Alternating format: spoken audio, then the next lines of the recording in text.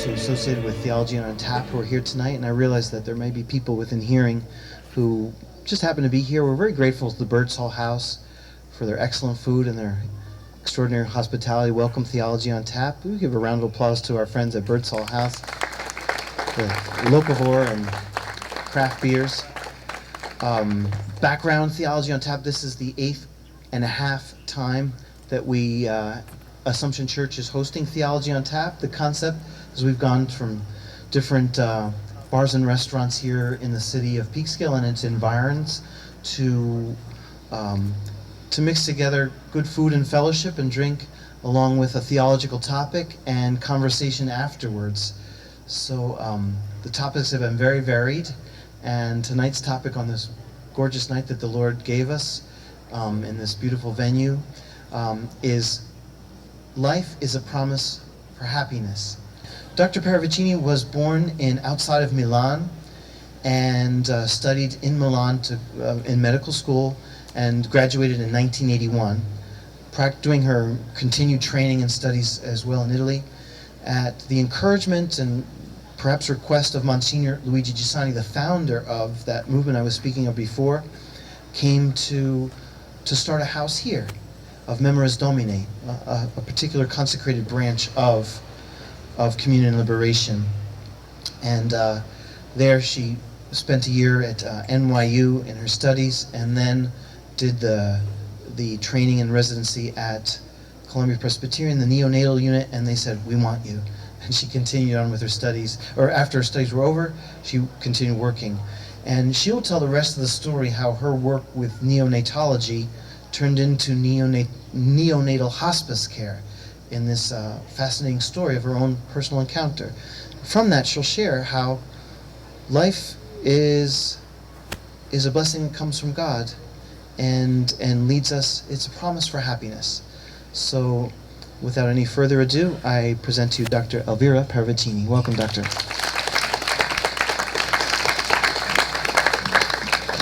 Thank you, Father John. Thank you to all of you here listening to me, and I'm very happy to see Regina and Eric also. We share something very dramatic but very beautiful as well, so I want to thank them.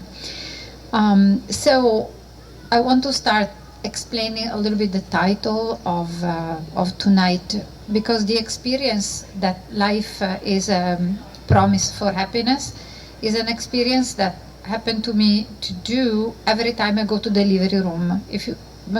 Let's think about anybody who goes in the delivery room to deliver a baby, any baby, hopefully healthy and strong and vigorous. You know, you go in the room, you count the people there, you have a doctor, you have a nurse, you have a mom and a dad, you count a certain number of people, and after a while there is an extra person. You know, to me this is a miracle. This is a miracle because there is somebody else more. And if you notice, when you are in the delivery room, let's say, you know, welcoming a healthy baby, you don't really esteem the baby a lot because he's smart, intelligent, organizer, because he's beautiful, he's tall, he's strong, he's generous. Like, no one of the qualities that we usually attribute to people to give value to them belong to a little baby. However, why we are so excited, we celebrate so much, we welcome so much a little baby? Because if you think about it, because the baby is given, is somebody else, you know, than me and you. And so to me, working with little babies gives me the perspective of what a human being is. Someone who is given by somebody else, and whose value stays only and exclusively by the fact to be given, to exist. Being a neonatologist, I don't know how much you know about this specific profession, but you get involved a lot with babies before they're born. So you work in collaboration very much with the OBGYN, especially meeting parents and give them a plan of care for their babies once they are born, especially if the babies have some possible diseases, some sickness. Maybe they need a little medical care when they're born because they're premature. Maybe they will need surgery because they have cardiac anomalies.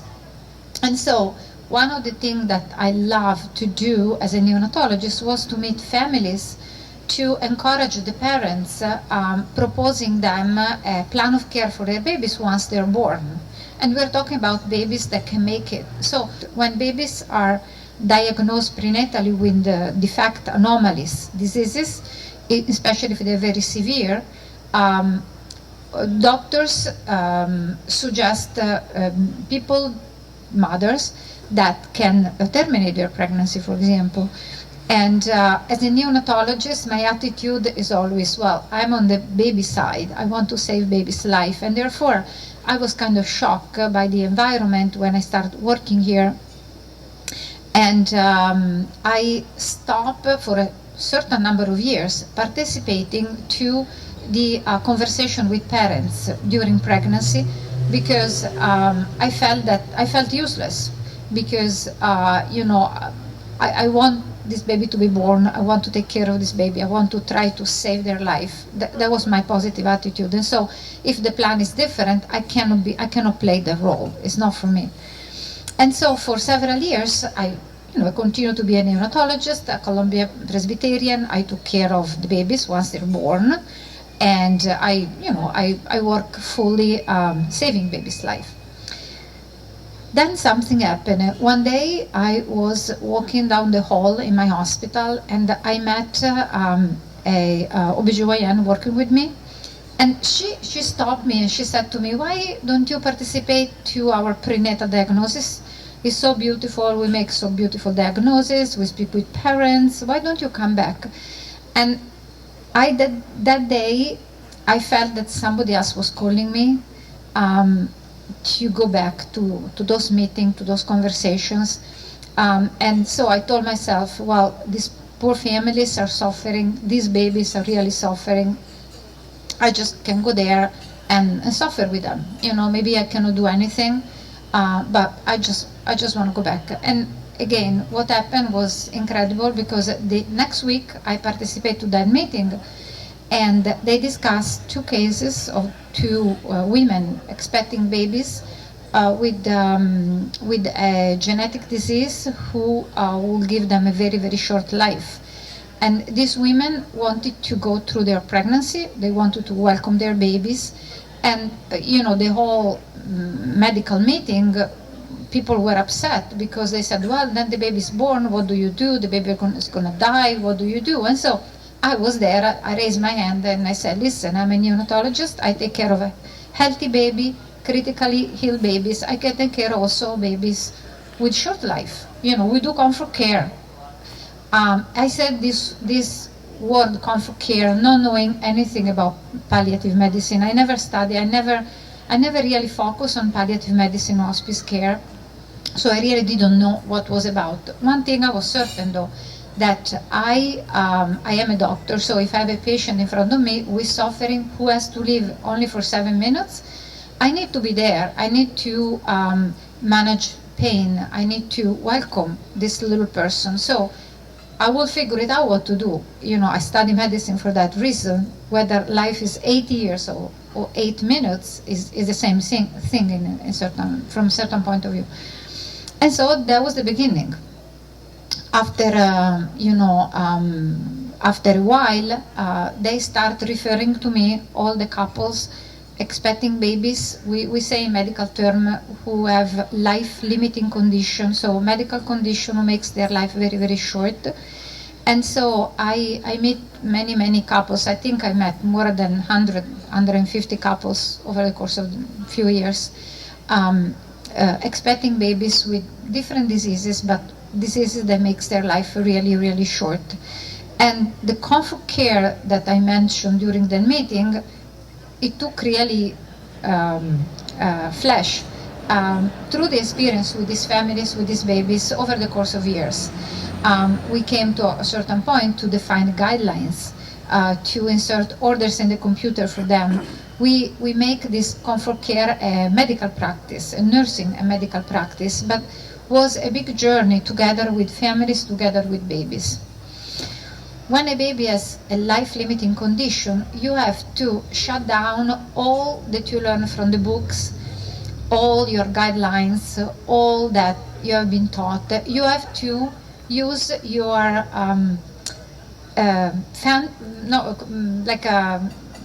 to invent things, to do crazy things, because in order, for example, to have a bonding with the family, you need to make the intensive care unit a place where the family, the whole family, like, Erica and Regina, they have so many children, all of them, they can come and welcome this little baby. You have to change your medical mind. You have to change the nurse's mind as well.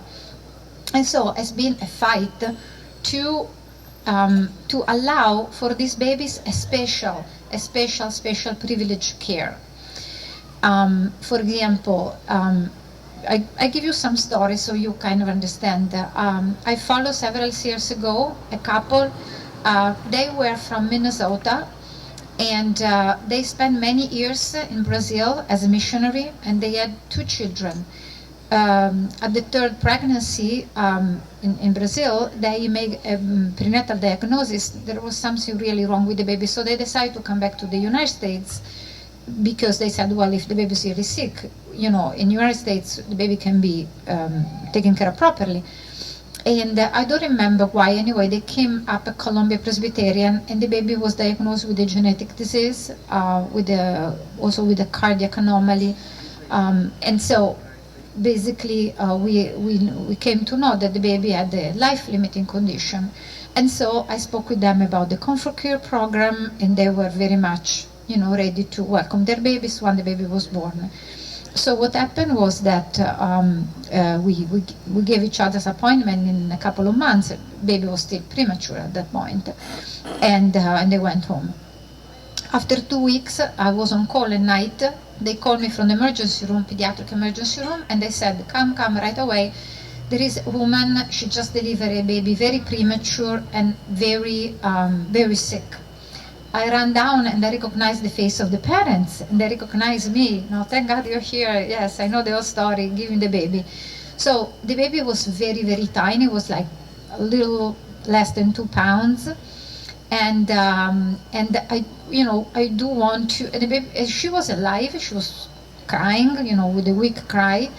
And they told me, listen, the only thing that we want is to spend time with the baby. Now, this baby was so small, so if the baby would have been healthy, I would put this baby in incubator, intensive care unit. But I knew this baby, no matter what, was going to die soon, and I didn't want to separate from the family. And so we decided to do the kangaroo care, skin to skin, so the baby on a mom chest. And then overnight, the baby was basically kangaroo by mom and dad, and that was the way that she lived for 12 hours. I mean, in the same time, the grandparents brought the other 2 children, and so the whole night was a big party for that little baby, and was very dramatic. But again, the day after, when mom was discharged from the hospital, I went to say bye-bye to her, and I don't remember exactly my words, but I said something, I'm sorry, because, I'm sorry, I don't want any baby to die. And she told me, you don't have to say I'm sorry. We were really happy to have our child with us for those 12 hours, and we really enjoy her presence. We spent the time with our baby as we wanted, so don't be sorry. For us, it was, all that we could have. It was beautiful. If I don't tell you that these babies are babies who have a very short life, sometimes you cannot even realize, because there is a sort of joy, because I always tell the parents, before death there is life. And so even those few minutes, this is the life that we need to celebrate. That's why it's so important to have a private setting, also a room where you should concentrate all your love, all your affection for your baby, and the baby should enjoy the love of the family, because this is their life. Okay, so I want to spend a couple of words to tell you how is my conversation with the family during pregnancy. And you know, it's something that always is very dramatic, so always scares me, because again, I wanted to be able all the time to say, you know, we're going to do this and that and that, and I wish I can save the life of your baby, you know. I don't want to say, you know, medically there are no options, in a sense, no? But even with, there are certain couples sometimes that are, I feel that are almost afraid to love that baby, because knowing that the life will be short, they tend to detach themselves from the baby.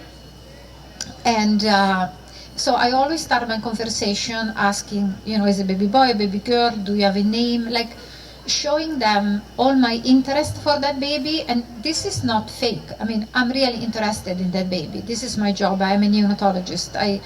The baby is, you know, my patient, so I love them right away. And I noticed that parents, they cannot stand someone who loves their children more than them. And so even parents that I knew before, because somebody told me that they were maybe thinking about to follow other option than the one that I proposed, sometimes they change their mind, because, you know, we are made in the same way, all of us. We have what we can call heart, and the heart is that we love beauty, life, justice, love, and so this desire that a parent has to love their baby sometimes is hidden. People, they don't help this sentiment to come out, but is there, and if you support them, it's going to come out, you know. And so I see very, very often this change of position, no? And so and then maybe we see each other once, 2, 3 times. I have them meet my team. Now I want to spend also a couple of words about my team, the comfort care team, because again, you know, I started all of this on my own. You know, I'm a doctor, I love babies, I put myself available to follow these babies with short life. I didn't ask anybody, come work with me. I just went ahead and I followed the families. Then, after a while, people in my hospital, like nurses, social workers, they start coming to me. Oh, what you do is beautiful. I love to do that. Can I come to work with you? And so, little by little, other people join me, and we establish what is called a comfort care team. And this tells you also that all we have the same heart, because, you know, beauty always attracts. You know, you don't convince people, oh, you can come, let's do this, let's organize this. I never did that. I don't like that. I just do what I have to do, and then if people like, they will follow me, and that's exactly what happened, you know, out of beauty and attraction, because that's the way in which God does with us. And so that's another important part. So now we can really give a lot of support to these families, because it's not just me alone. For example, last week I was in vacation, and we have 2 cases, and, you know, I had my friend McCarthy, the nurse who worked with me, I have my social worker, I have the child life person, so other people there helping the family and welcoming these babies, because all the goal is to welcome those babies. Now, you know, the way in which I'm telling you, it seems such a beautiful thing. However, is also, you know, medically we have to be careful also, because, you know, the prenatal diagnosis gives you some, you know, diagnosis about the baby, tells you that the baby has this disease, this other disease, etc., etc. But I always say to the parents, we need to double check when the baby is born, because I had more than one case when the diagnosis was slightly different, was totally wrong. And so you have always to double check what is happened to the baby once it's born, because one thing is to ultrasound, you know, all kind of stuff before the baby is born, but you need to see that baby, you need to see how active, alive. And also, as I mentioned before, you know, when you are born with life-limiting disease, you don't know if it's a matter of minutes, hours, days, months. We don't know. And so I always tell the parents, I follow your baby. We follow the baby. The way in which the mystery will tell us, you know, how long or short the life of your baby is going to be given through your baby, because the mystery is good. It doesn't want to trick us, no? And so the way he talked to me and to us is through the patient itself. To live is great, it's beautiful. And so when I think about these babies, they have very, very short life, they cannot enjoy this. So I always have this question within myself, why they cannot do that, no? And so I always bring with me these questions, not to mention, the pain for the parents, for the siblings, and all of this. And again, babies and families, they teach me everything, and I don't have an answer to that because it's such a too big mystery. However, I have the beginning of an answer to that, and I want to tell you a case that really taught me a lot about this. This was a case of a very young couple. They were teenagers, actually. He was 16 and she was 15, high school, and it happened. And basically, she found herself pregnant. They went to the doctor and they did ultrasound, and they found was not a baby, were twins, but they were Siamese. Siamese twins means twin connected, their bodies are connected, and this specific case was two little girls connected by the chest, and they shared the heart. And the heart was so malformed that, I spoke with cardiology, cardiosurgical team, was impossible even to try to save one of the two because the heart was all malformed. So was impossible to do anything. Being teenagers, their doctor right away told them, you need to get rid of this pregnancy, go back to school, start your life again. This is it. That's the option that you have. And they were like, no, these are our babies. We want to go through our pregnancy and we want to embrace our babies. So at this point, I came on board and I met them. And I have to say that at the first sight, I was a little bit worried because they are, typical teenagers, piercing, the low pants. I said, what's going on here? How can we do the comfort care? Okay, let's talk. And they were very, very mature. They were like, these are our babies, please doctor, help us going through the pregnancy and hold our babies. And I said, listen, this is my job. I love these babies. Let's go together and we'll do it. So, first of all, I don't look at the appearance. You don't know the heart of people, okay? And then she developed preeclampsia, so her blood pressure was very, very high. So the babies need to be delivered by C-section a little bit earlier than the end of pregnancy because of the high blood pressure. And so we knew the day, and I went to the delivery room, and that day I was very, very sad because, all the, midwife, nurses and everything, doctors were like saying, this is crazy, she's gonna get a C-section, this is high school student, her life is gonna be miserable, they're complaining. Then I have with me my people in training, so my resident and fellow, and they have the camera. They want to take picture of the baby because this is, one case in your life. It's very, very unusual to see a baby being born as a Siamese twin, right? And I was very sad because I said, nobody is really welcoming these babies, okay? So then the baby were born and they came out, two beautiful little girls embracing each other. And the father, the teenage father, told me, can I hold them? Sure. And they were like sighting a little bit. The heart was very, very slow.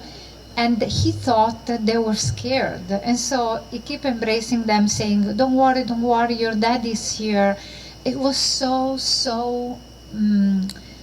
tender, no? And I was very, very moved again, the teenager father, his ability to be a good father.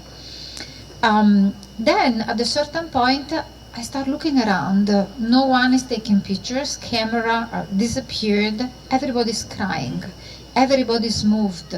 The nurses, the doctor, the people who were complaining before, they go there. They embrace this father. So I told myself, what's going on here? And I said, this is a moment of beauty and truth, because those two little babies, which, everybody before thought were, worthy of garbage, basically, now, because they show themselves, their faces. They barely are, because their heart was, beating very, very slowly. But they show what life is and how beautiful it is.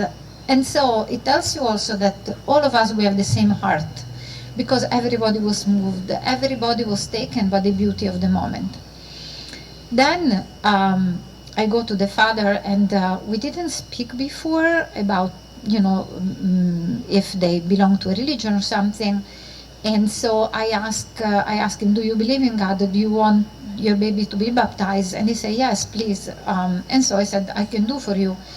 And I asked the names, and he told me their names are Kila and Kyla. Okay, so I took out my holy water, and I start with one, and I say, I baptize you, Kila. And then he hold my hand. I say, no, wait a moment. And I say, what's going on? And he says, this is Kyla, not Kila. And I was so moved, because, those are identical twins. If you turn, you don't know which one is which one. But for him, each one was identical. And again, I thought, this is the way God looks at each one of us. This little boy here is like God the Father, and so for me it was a big moment of learning. If you go back to my previous question, when I said why this baby have a very short life, these babies, it is a mystery. I cannot, is without end. But one mission that they have is to show the beauty and the truth of God, basically, because they change the heart of the entire delivery room. They make their father and their mother able to love them. And so I really told myself, I don't know if I will be able to change so much the heart of people as these two little girls did, more than, a president or something. And so I'm very, very, very grateful to all. I can stand here hours and hours and hours. I have hundreds of stories. But for me is really a learning point in my life, and really the motivation of going on is exactly this: to learn, how God is great, and how His presence in His mysterious way changes the life of people through little babies. Thank you so much, Dr. Elvira Parravicini, for those powerful words and testimony. And I guess from my own point of view, I could say that something I saw, the 28 minutes of life outside the womb that my precious little niece has changed the world forever, changed me forever. And so I loved what you said, Doctor. You said, where there's beauty, then there's an attraction. And we felt the beauty of your words and the beauty of the ministry that God's called you to, and we thank God for it. Thank you very much, Dr. Parravicini. Father Vince, you want to give us a blessing? The Lord be with you. Lord Jesus Christ, we thank you and praise you for the gift of life that you've given to us and to all those children, no matter how old, that have been brought into this world. We thank you for the mystery that you've brought us into and our love for you and the faith. And we ask that our Blessed Mother, patroness of life, Our Lady Guadalupe, would intercede to continue to bless all children in the womb and born, and also the ministry and the mission of those who seek to provide them with beautiful care, so that more can be attracted to the beauty of your grace. And may Almighty God bless all of us this night. In the name of the Father, and the Son, and the Holy Spirit. Amen.